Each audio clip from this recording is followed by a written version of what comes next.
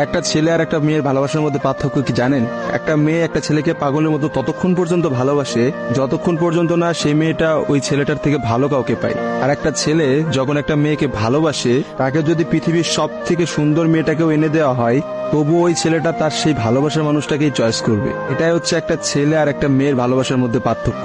কারণ ছেলেরা কোনো সময় বেটার অপশন খোঁজে না, ছেলেরা সবসময় তার শান্তির জায়গাটা খোঁজে। আর একটা ছেলে একটা মেয়েকে যতটা ভালোবাসতে পারে, একটা মেয়ে তার এক গুণও ভালোবাসতে পারে না। ছেলেদের ভালোবাসাটা ভয়ঙ্কর রকমের সুন্দর হয়, কারণ একটা ছেলে যখন একটা মেয়েকে মন থেকে ভালোবাসে, সেই মেয়েটার থেকে ভালো কোনো অপশন সে কখনো মাথার মধ্যে চিন্তাই করে না। ছেলেদের ভালোবাসার সাথে কারোর ভালোবাসার তুলনা করা যায় না। ছেলেরা তাদের ভালোবাসার মানুষটাকে যেমন অন্য কারোর সাথে সহ্য করতে পারে না, ঠিক তেমনি একটা ছেলে কখনোই তার ভালোবাসার মানুষটাকে রেখে অন্য কোনো মানুষের পেছনে কখনো ঘুরঘুর করে না। ছেলেরা কখনো কোনো বেটার অপশন বা কোনো সুন্দরী মেয়ে দেখলে তার গার্লফ্রেন্ডকে ভুলে যেতে পারে না।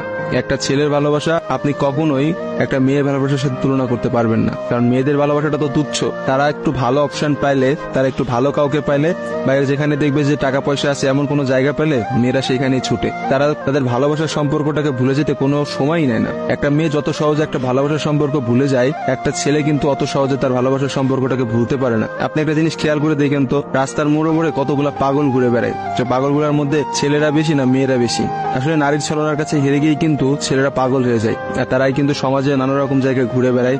রাস্তাঘাটে দেখা যায়, বাজারে দেখা যায়, হাটে দেখা যায়, তাদের আসলে সব জায়গায় দেখা যায়। আর কয়টা মেয়েরা আপনি দেখছেন পাগল হইতে বলে? ভালোবাসা বিচ্ছেদের পর একটা ছেলে নিজেকে কোনোভাবেই ঘুরিয়ে নিতে পারে না, অথচ একটা মেয়ে কিন্তু খুব সহজেই তার নিজেকে ঘুরিয়ে নিতে পারে। একটা মেয়ে কিন্তু নতুন একটা সংসারে যায়, নতুন মানুষকে পায় এবং সে সবকিছু ভুলে যেতে পারে।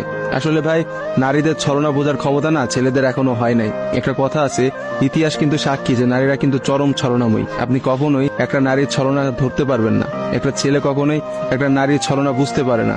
একটা নারী আসলে কি করতেছে বা তার মধ্যে কি চলতেছে, এটা কখনোই তার মুখ দেখে বা তার সাথে মিশে আপনি বুঝতে পারবেন না। অথচ একটা ছেলে, সে কিন্তু কখনো ছলনা করে না। ছেলেদের মানুষের মধ্যে কিন্তু কখনো কোনো ছলনা থাকে না। তারা কিন্তু নিঃস্বার্থভাবে তার প্রিয় মানুষকে ভালোবেসে যায়। দিন শেষে দেখা যায় যে প্রত্যেকটা ছেলেই কিন্তু মেয়েদের কাছে ঠকে যায়। দেখা যায় তার ভালোবাসার মানুষটা কিন্তু একটা সময় বলে, তোমার থেকে ওই ছেলেটা অনেক ভালো, তোমার থেকে ওই ছেলেটা অনেক বেশি টাকা পয়সা আছে, বা তোমার থেকে ওই ছেলেটা অনেক বেশি ভালো অবস্থানে আছে। এইসব কথা বলে কিন্তু একটা মেয়ে খুব সহজে একটা সম্পর্ক নষ্ট করে দেয়। কিন্তু আপনি কি দেখাইতে পারবেন যে কোনো ছেলে কোনো মেয়েকে বলছে যে তোমার থেকে ওই মেয়েটা অনেক ভালো, বা ওই মেয়েটা তোমার থেকে অনেক ভালো অবস্থানে আছে, আজকে আমি তোমাকে ছেড়ে দিচ্ছি ওর কারণে? কখনোই দেখতে পাবেন না। কারণ একটা ছেলে কখনোই তার প্রিয় মানুষটাকে অন্য কোনো মেয়ের জন্য ছেড়ে যায় না। আর আপনাকে আমি হাজার হাজার এমন অপশন দেখাইতে পারবো যেখানে হাজারটা মেয়ে হাজারটা ছেলেকে এই বেটার অপশনের কথা বলে ছেড়ে চলে গেছে। মেয়েরা ভাই বড়ই স্বার্থপর হয়, ওরা যেখানে একটু স্বার্থ খুঁজে পায় সেখানেই চলে যায়। কিন্তু আমি দিন শেষে একটা কথা বলতে চাই, কোনো মানুষকে ঠকিয়ে কেউ কোনোদিনও সুখী হতে পারে না। কারণ যারা ঠকায় তাদের বিচার কিন্তু আল্লাহ ঠিকই করবে। আজকে না হোক কালকে, কালকে না হোক কিছুদিন পরে বিচার আপনাকে পেতে হবে।